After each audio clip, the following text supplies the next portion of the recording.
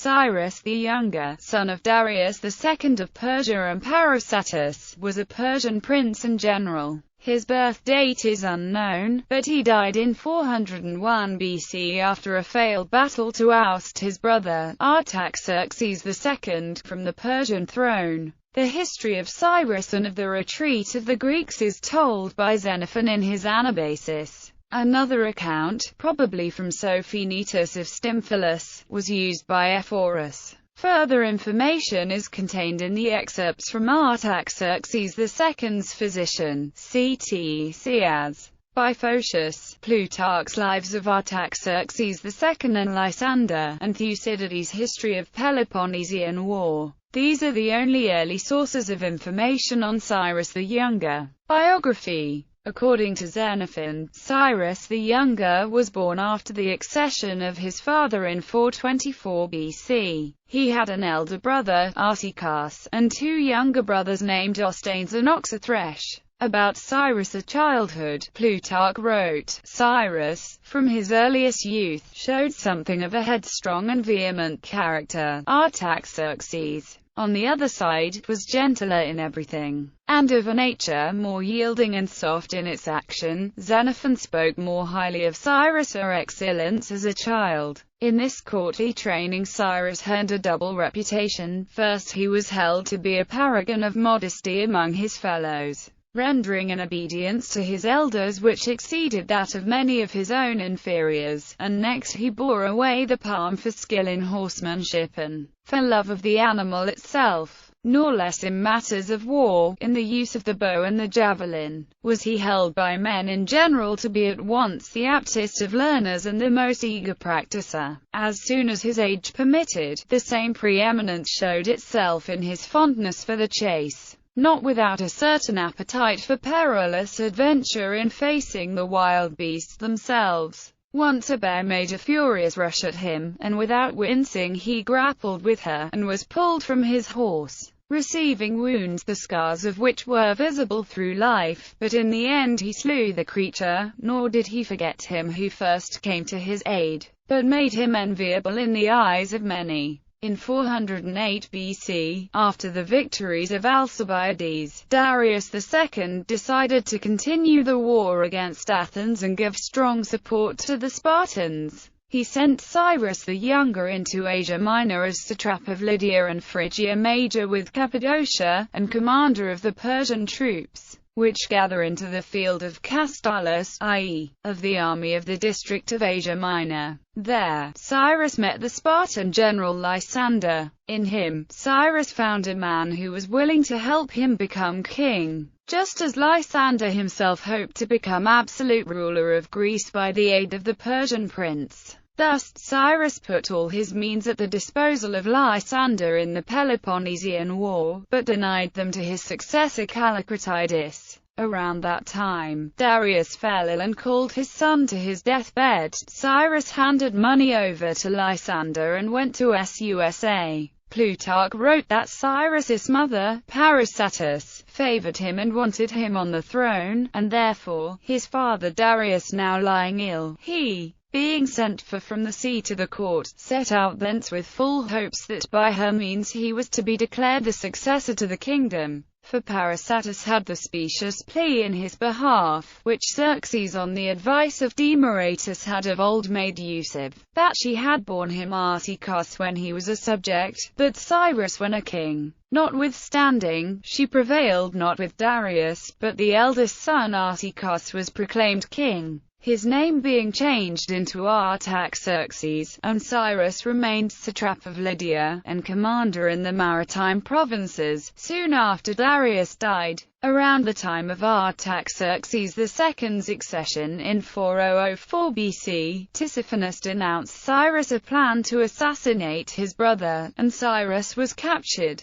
But by the intercession of Parysatis, Cyrus was pardoned and sent back to his satrapy. According to Plutarch, His resentment for his arrest made him more eagerly desirous of the kingdom than before. Lysander won the Battle of Aegospotami, and Sparta became more influential in the Greek world. Cyrus managed to gather a large army by beginning a quarrel with Tissaphernes, satrap of Caria, about the Ionian towns. He also pretended to prepare an expedition against the Pisidians, a mountainous tribe in the Taurus, which was never obedient to the empire. In the spring of 4001 BC, Cyrus united all his forces into an army now including Xenophon's 10,000, and advanced from Sardis without announcing the object of his expedition. By dexterous management and large promises, he overcame the misgivings of the Greek troops over the length and danger of the war. A Spartan fleet of 35 triremes sent to Cilicia opened the passes of the Amanus into Syria and conveyed to him a Spartan detachment of 700 men under Chrysophis.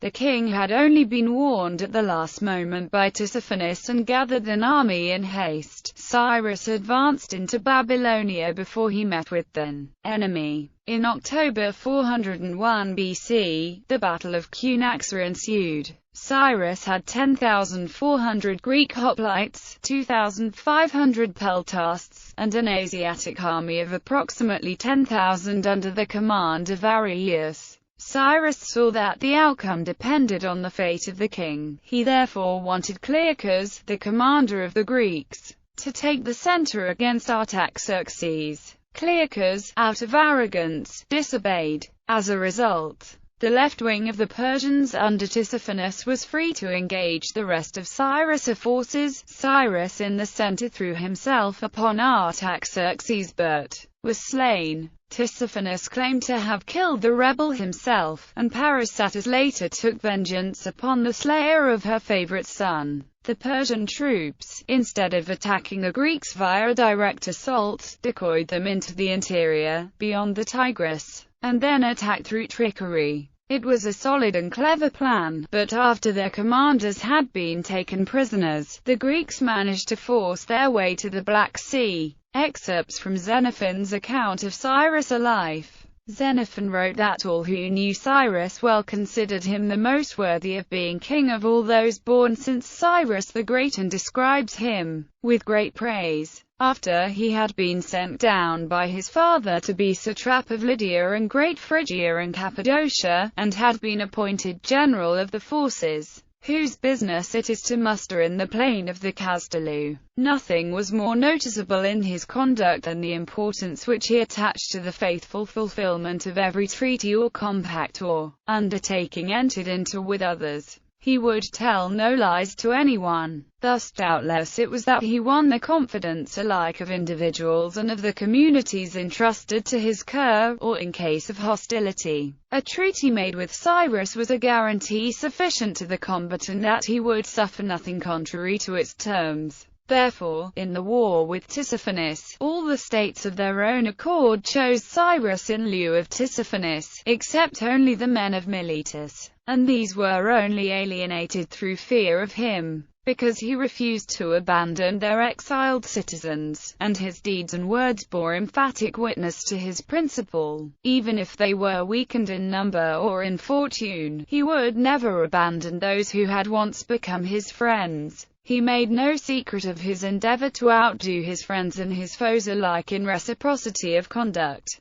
The prayer has been attributed to him: God grant I may live long enough to recompense my friends and requite my foes with a strong arm. According to Xenophon, his efforts to reward uprightness earned Cyrus the loyalty and love of many followers. Many were the gifts bestowed on him, for many and diverse reasons. No one man, perhaps, ever received more. No one, certainly, was ever more ready to bestow them upon others, with an eye ever to the taste of each, so as to gratify what he saw to be the individual requirement. Many of these presents were sent to him to serve as personal adornments of the body or for battle, and as touching these he would say, "How am I to deck myself out in all these? To my mind a man's chief ornament is the adornment of nobly adorned friends. Indeed, That he should triumph over his friends in the great matters of well-doing is not surprising, seeing that he was much more powerful than they. But that he should go beyond them in minute attentions, and in an eager desire to give pleasure, seems to me, I must confess, more admirable. Frequently when he had tasted some specially excellent wine, he would send the half-remaining flagon to some friend with a message to say, "Cyrus says, this is the best wine he has tasted for a long time." That is his excuse for sending it to you. He hopes you will drink it up today with a choice party of friends, or, perhaps, he would send the remainder of a dish of geese, half loaves of bread, and so forth, the bearer being instructed to say, "This is Cyrus's favorite dish. He hopes you will taste it yourself," or, perhaps, there was a great dearth of provender, when, through the number of his servants and his own careful forethought,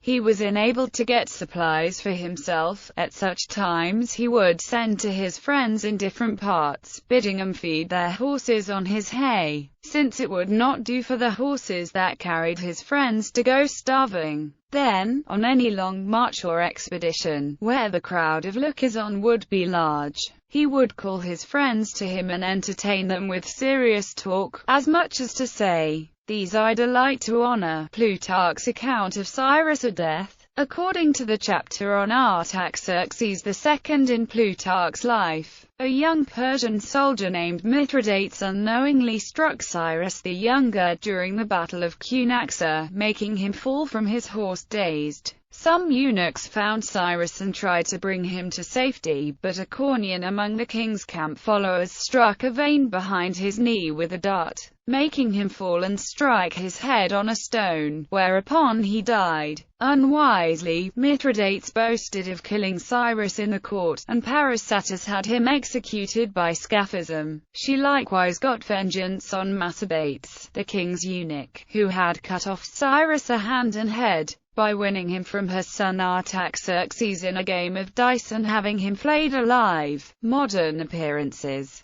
Michael Curtis Ford, The 10,000, a historical novel about the 10,000 Greek mercenaries who made up the core of Cyrus's army. Michael G. Thomas, Black Legion. Gates of Cilicia, a science fiction retelling of the tale of Anabasis. The Black Legion series closely follows the original historical narrative with most of the characters retained. Robin Waterfield, Xenophon's Retreat. Greece, Persia, and the End of the Golden Age is a summary of Xenophon's Anabasis or the Expedition of Cyrus' tomb. It is recently believed that the Gur-e-Doktar could be the tomb meant for Cyrus the Younger, after the iron clamps of the monument were studied.